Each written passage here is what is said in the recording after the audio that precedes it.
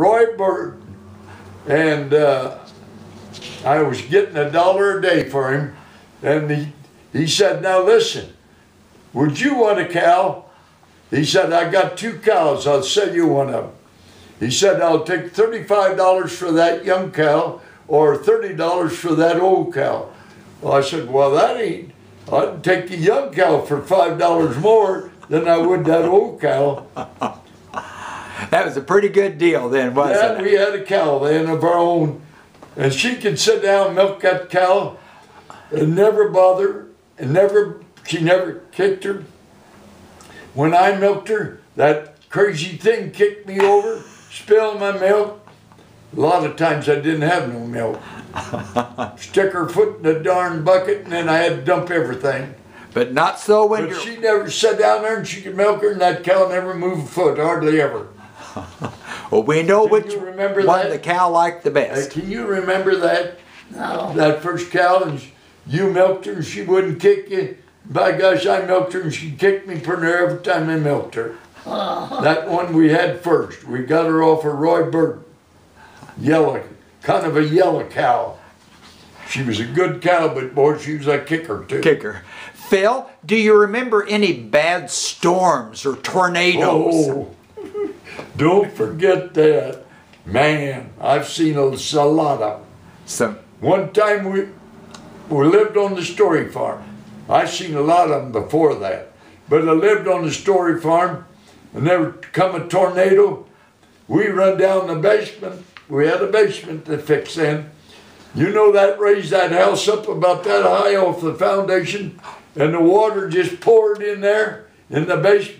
The house finally settled right back down, and we never got hurt. Oh yeah, they blowed that shed off of the north side of the cow barn. It took it off, blowed it clear across the shed, the barn, and blowed it out. And Jim, oh, I know his name and last name, but I can't think of it now. Out there where he was farming, rolled it way out there in the pasture. Blowed it pretty near a quarter of a mile from our place. Blowed that part of that shed away. Phil, do you remember much about Randolph or Lightaville? Huh? Do you remember Randolph, the little town north of Heyworth? Well, yeah. Did you ever take grain up there? Many a time. Many a time. And I tell you, it's something else. Them guys wasn't there. And I no doubt had turned that thing on, but I turned the wrong one up, and I never wasn't paying no attention, and raised my tractor up and turned it over right in the elevator. Did you get in trouble? No. No. They was pretty nice about it. They were nice about it. And I forgot what his name was. I knowed it real good, too. But he run in the elevator. What's the first car that you remember that you and Esther had? Well, or a truck, maybe. No, we had a car, but I don't remember if I still had that Ford, Model T Ford, when we got married or not. No, we didn't. I didn't have it then. I had another old car. I traded and I got skinned bad, and finally I seen a lawyer, and he said, well, I'm going to get you your money back for that car. And he says, I'll give you half and I'll take half. And it was just the $30 I paid for that darn thing, and it wasn't no good. And that's when we got married. That's just before we got married. And by God, this lawyer says, I'm going to try to get you your money back. And he says, I want half. He was just taking over to be a lawyer. And by gosh, he did. He did. And we got married. We just married a little while. And her and Carl, that was her sister's man. And she went to town with them. When they come home, I showed her that check for $15. Boy, we needed it. She grabbed that check, and I never seen that check afterwards, neither. Oh, Phil, we needed it bad, too. You needed that money, and it came in just at the right time. There wasn't no work. No it was work. winter time. They didn't have nothing for us to do. And he wanted me to do chores for about a half a day for the house rent. So you knew some hard times.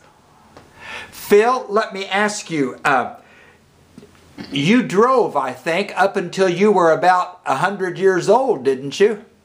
Yeah. You had your license. Yeah, I still got them in my pocket. You still have them in your pocket at 101 and a half. Pretty good. Wait a minute, I'll show them to you. By gosh, I know I got them yet. That's great. And Rick, what happened? I had high blood pressure and I didn't know it, and I got lost and I drove too far. Rick said, "Uh-oh, you ain't gonna drive no more." He said, "By gosh, you might have a wreck, kill yourself, or you, by God, maybe hurt somebody else." So he says, "I want them license." Well, you were driving up here to see Esther at the nursing home, weren't you? Yeah, and he took my car, and of course now I have to have somebody. Well, we can see you it can there. see them right there. Yes, there it is, right there. Put that up.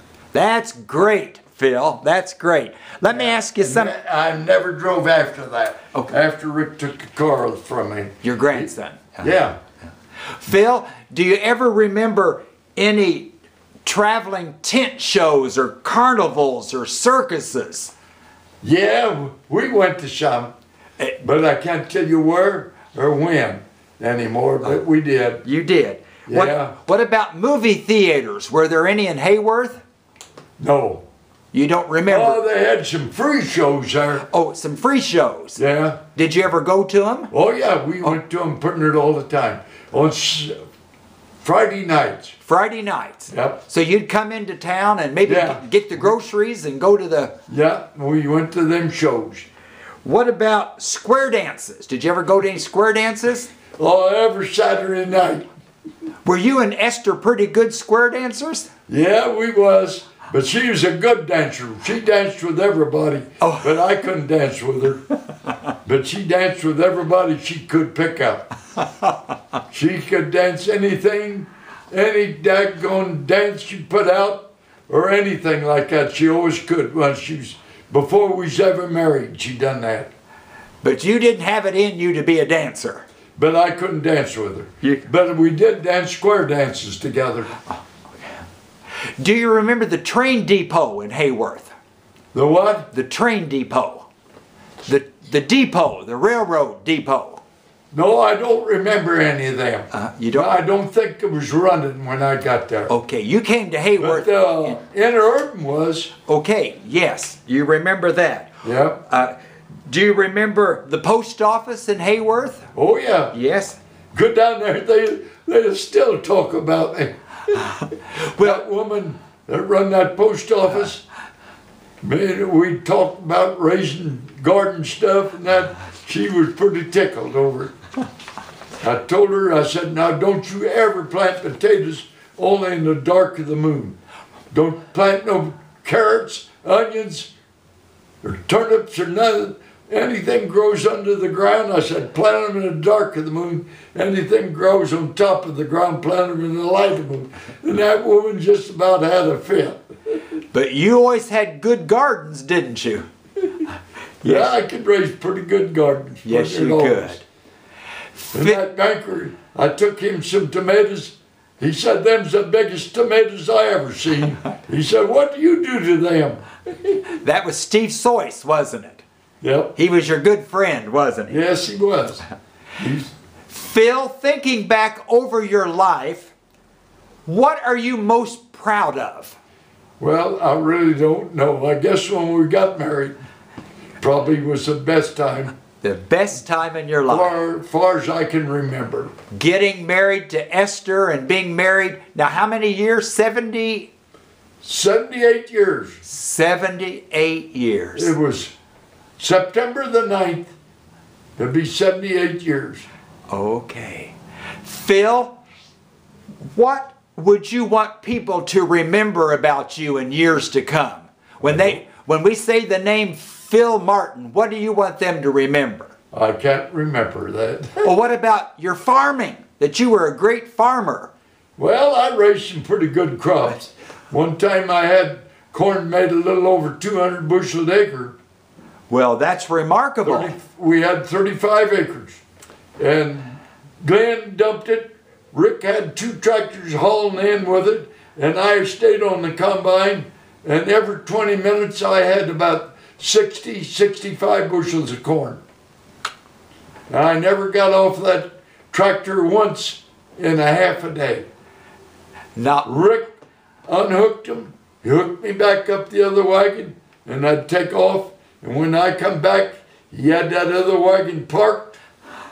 And the other wagon was sitting up there and Glenn was dumping it. Had a tractor hooked onto it. He had 2 tractors. And by gosh, he changed wagons all the time. We had 3 wagons and 2 tractors. Phil, let me ask you one more thing. You're almost 102. What do you think the reason is that you've lived so long? I really don't know. Did your parents live a long time? No, they died young. They died young. Mom was 88 when she passed away, but Dad was 77 when he passed away. Oh, and that was young.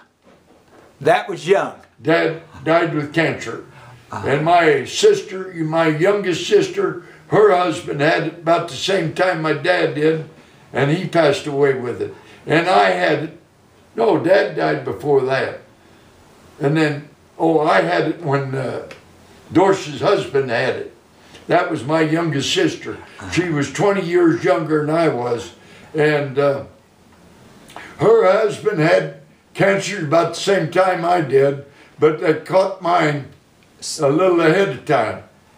And I got through mine fine, and we had a certain medicine he gave me.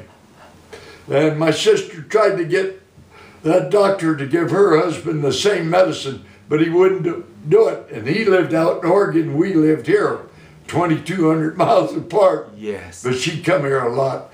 And by God, I found out, by gosh, he went too long and it got into his bones, and he wouldn't give him the same medicine I did. Yeah. The doctor said whenever it gets in your bones, they couldn't save you. Yeah. But I got mine first, and what helped me. Good, good. I had passed a kidney stone, and I had a lot of trouble. Yes. And by gosh, we couldn't figure out, and then the doctor took a sample of blood, and he kept checking me over all the time, and we didn't know what was wrong. And they found out I had cancer already. And then that's when they started doctoring me. But then I passed that kidney stone. And then I felt pretty good, but I still had cancer. I had to take treatments for it. But that's what saved me in cancer. Yeah. Was that, or I'd have died. Was that several years ago, Phil? Oh, yeah. Yeah. I was 80-some years old. 80-some years old. I don't remember for sure, but I was in the 80s. In your 80s. When I had that. Probably around 84, 85, somewhere along there. Well, Phil, you're a great fella, and I'm glad you let us interview you, and many, many people are going to appreciate this for years to come. Thank you very much.